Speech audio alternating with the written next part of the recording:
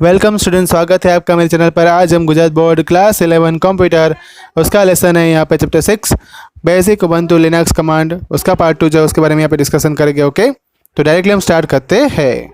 Last time हमने देखा था कि कमांड लाइन कैलकुलेटर से हम यहाँ पे एक सिंपल कैलकुलेशन कर सकते हैं। अगर हमें मानो कि थोड़ा कॉम्प्लेक्स जो यहाँ पे कैलकुलेशन करनी है, इसका एक्सप्रेशन यहाँ पे दिया है 99.1 और 5.5 और 99.1 के बीच में अगर हमें यहाँ पे कैलकुलेशन करनी है, तो ये ऑपरेटर का मदद से हम यहाँ पे एक्सप्रेशन अगर यहाँ पे टाइप करेंगे और कर्सर की का इस्तेमाल करेंगे और बाद में एंटर दबाएंगे, तो यहाँ पे इसका आउटपुट जो है वो मिल रहा है 132 पॉइंट समथिंग।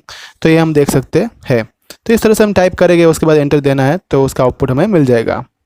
उसी तरीके से अगर हमें यहाँ पे addition, subtraction, multiplication, division, modulus, exponent find करना है, साइन, कोसाइन, टेंजेंट, फिर यहाँ पे जो है कॉट, ये सब कुछ फाइंड करना है। ऐसे ट्रिग्नोमेट्रिक फंक्शन है या लॉगरिथमेटिक फंक्शन है, वो भी हम फाइंड कर सकते हैं। फॉर एग्जांपल, हमें जो यहाँ पे नेचुरल लॉगरिथम में 2013 की वैल्यू फाइंड करनी है, तो हम L लिख के ब्रैकेट में 2013 लिखेंगे, तो उसका आउटपुट जो है हमें क्या मिलेगा 7.60 समथिंग यहाँ पे लिखा है वो मिलेगा।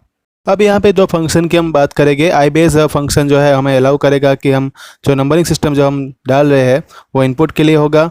ओ बेस फंक्शन हमें अलाउ करेगा कि जो हम नंबरिंग सिस्टम डाल रहे हैं वो आउटपुट के लिए होगा।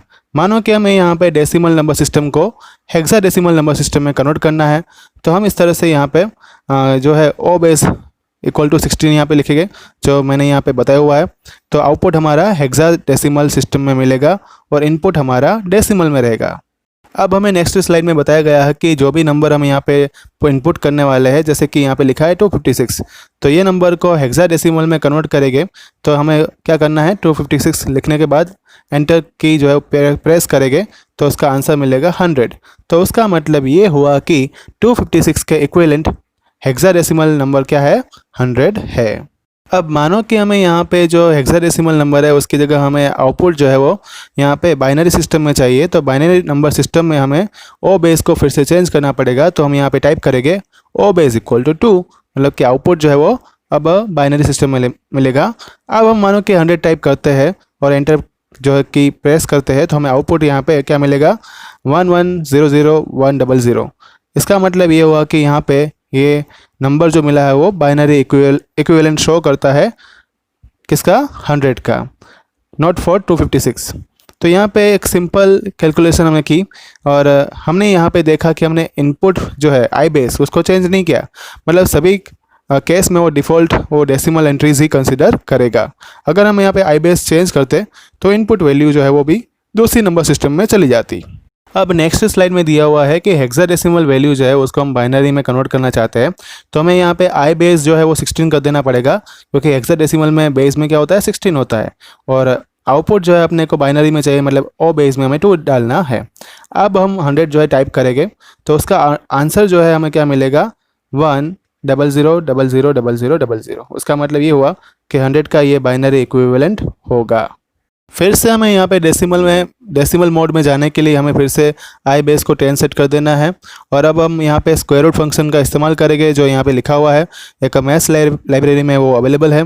तो यहाँ पे हम टाइप करेंगे SQRT, वो स्क्वायर रूट फंक्शन है, और उसमें ब्रैकेट में डाल देंगे 256। उसका मतलब 256 का स्क्वायर रूट क्या होगा, तो वो होगा 16। तो यहाँ पे 16 जो है उसका आउटपुट जो दिखाई दे रहा है वैसा मिलेगा। ये कमांड लाइन कैलकुलेटर की कंपैरिजन हम ग्राफिकल कैलकुलेटर के साथ करते हैं, तो यहाँ पे ये कैलकुलेटर बहुत ज़्यादा फास्टर है, फ्लेक्सिबल है। अगर मानो कि हमें डेसिमल सिस्टम में फिर से जो है हमें आगे बढ़ना है, तो हम Ctrl+D का भी शॉर्टकट की का भी इस्तेमाल कर सकते हैं।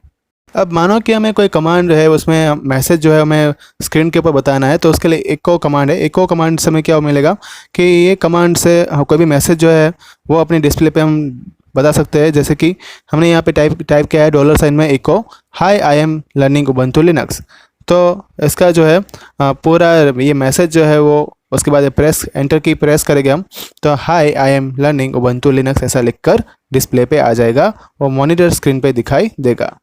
जब ये मैसेज जो है वो स्क्रीन के ऊपर दिखाई देगा तब उसमें कोटेशन मार्क नहीं लगे होंगे।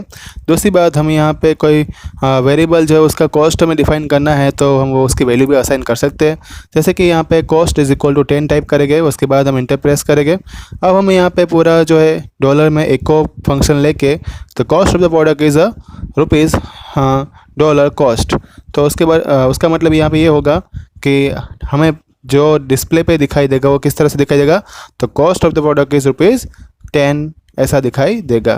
तो इस तरह से हम किसी भी वेरिएबल की वैल्यू जो है हम यहाँ पे डिफाइन कर सकते हैं।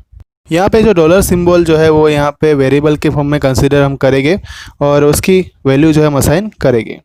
अगर मानो कि हमें यहाँ पे अब इको कमांड के साथ साथ दूसरी कमांड जो है उसका भी साथ में इस्तेमाल करना है, तो हम डेट कमांड को भी साथ में लेकर एक यहाँ पे फंक्शन बनाते हैं। चलो, echo current time is a date plus %t ऐसा हम लिखते हैं और यहाँ पे डेट के आगे कोटेशन मार्क रखते हैं और जो आउटपुट यहाँ पे मिलेगा उसमें सबसे पहले कौन सी कमांड यहाँ पे कंसीडर होगी, तो वो जो है कोटेशन किया हुआ है, मतलब कि डेट के आगे हमने कोटेशन मार्क किया हुआ था तो वो पहले एग्जीक्यूट होगी, उसके बाद जो है वो इको कमांड एग्जीक्यूट होगी और पूरा आउटपुट क्या मिलेगा, करंट टाइम इज़, जो भी अभी वॉच में टाइम होगा वही दिखाई देगा। अब आ रहा है यूज़र पासवर्ड कमांड। तो यहाँ पे यूज़र जो है वो कोई भी रीज़न से पासवर्ड चेंज करता रहता है। यहाँ पे उसको एक पासवर्ड, मतलब कि ये कमांड जो है वो लिनक्स के अंदर काम आएगी, उससे वो अपना पासवर्ड जो है वो बदल सकता है। तो हम यहाँ पे PASSWD पासवर्ड ये कमांड जो है वो एंटर करवाएंगे और उसके बाद उसमें क्या करना है वो देखेंगे। जैसे ही हम ये कमांड पासवर्ड डालने के बाद हम एंटर प्रेस करेंगे तो हमें यहाँ पे लिनक्स जो है वो पूछेगा कि करंट पासवर्ड हमारा क्या है। हम करंट पासवर्ड जो है वो यहाँ पे टाइप करेंगे, वो चेक करेगा कि वो सही है या गलत, मतलब वैलिड है या नहीं। अगर वो मानो कि वैलिड होगा तो फिर हम यहाँ पे एंटर न्यू पासवर्ड का फिर से नया ऑप्शन आएगा, उसमें नया पासवर्ड हमें डाल देना है, वो फिर से रिटाइप करना है और उसके बाद हमें एंटर प्रेस जो एंटर की है प्रेस करवानी है। तो फिर मैसेज आ जाएगा कि पासवर्ड अपडेट सक्सेसफुली, मतलब पासवर्ड यहाँ पे चेंज हो गया। अब यहाँ पे नेक्स्ट जो पैराग्राफ बताया हुआ है उसमें बताया कि न्यू पासवर्ड हम करेक्टली टाइप करेंगे तो कोई परेशानी नहीं आएगी और अपना पासवर्ड चेंज हो जाएगा। लेकिन अगर हम इसमें गलती करते हैं टाइपिंग करने में तो यहाँ पे परेशानी आएगी और अपना पासवर्ड बदलेगा नहीं। हमें यूज़र नेम भी डालना पड़ेगा पासवर्ड के साथ साथ, तब जाके वो हमें अलाउ करेगा कि अब चेंज हम पासवर्ड कर पाएंगे। अब हम जब लिनक्स पे काम कर रहे हैं तो हम देखते हैं कि बहुत बार स्क्रीन जो है पूरी भर जाती है, बहुत सारी कमांड उसमें जो है हम टाइप करते रहते हैं, तो कभी कभी हम आउटपुट है वो क्लियरली नहीं देख पाते, हमें टाइम लगता है। तो इस प्रॉब्लम से हटने के लिए अपने पास एक और कमांड है, उसका नाम है क्लियर कमांड। तो क्लियर कमांड का इस्तेमाल करके पूरा जो है स्क्रीन को हम यहाँ पे जो है एम्प्टी कर सकते हैं।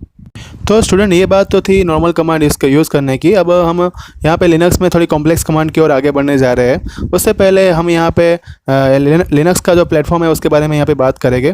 लिनक्स हमें 2 इनबिल्ट कमांड यहाँ पे प्रोवाइड करता है, उसमें हेल्प है और दूसरा है मैन है। तो इसके साथ हमें इंटरफेस करना पड़ेगा। ये कमांड हमें थोड़ी गाइड करेगी, सपोर्ट करेगी जब भी हम कमांड को लिखेंगे, क्योंकि सभी कमांड लिखना भी सीखना पड़ेगा। ऐसा नहीं कि आप टाइप करोगे मतलब वो कमांड अपने आप वो बोर्ड पे स्क्रीन पे आ ही जाएगी। हमें उसके लिए थोड़ा डिस्क्रिप्शन है कि कैसे हम इस कमांड का इस्तेमाल करेंगे, वो यहाँ पे फिगर 6.9 में बताया हुआ है और हम यहाँ पे पहले हेल्प कमांड का इस्तेमाल देखने वाले हैं। अब जैसे ही हम यहाँ पे स्क्रीन को ऑब्जर्व करते हैं फिगर 6.9, तो उसमें हमें ज़्यादा पता नहीं चल रहा है, लेकिन अब मैं तुम्हें बात बताता हूँ। सबसे पहले वहाँ पे एडमिनिस्ट्रेटर उबंटू के बाद MV हेल्प लिखा हुआ है, उससे कोई हमें देखना है। ये एक यहाँ पे मैकेनिज़्म है जो उबंटू हमें प्रोवाइड करता है, मतलब कि लिनक्स के अंदर हम कैसे कोई भी हेल्प कमांड को कैसे इस्तेमाल करेंगे वो यहाँ पे लिखा हुआ है। तो हेल्प लिखने के बाद एंटर की दबाएंगे तो अपने पास डायरेक्टरी पूरी ओपन हो जाएगी जो इस तरह से दिखाई देगी। और ये सभी एक्टिविटी हम लिनक्स ऑनलाइन मैनुअल में भी देख सकते हैं। वो ऑनलाइन अपने पास है या नहीं है, कभी कभी कनेक्शन नहीं होता है, तो हम इसको देख के भी उसका सॉल्यूशन निकाल सकते हैं। इसी तरीके से फिगर जो 6.10 है उसमें भी MV के कमांड जो है मैन MV वो वहाँ पे डिस्प्ले की गई है और वो जो है मूव कमांड के बारे में हमें सिखाएगा और उसका आउटपुट भी बताया गया है।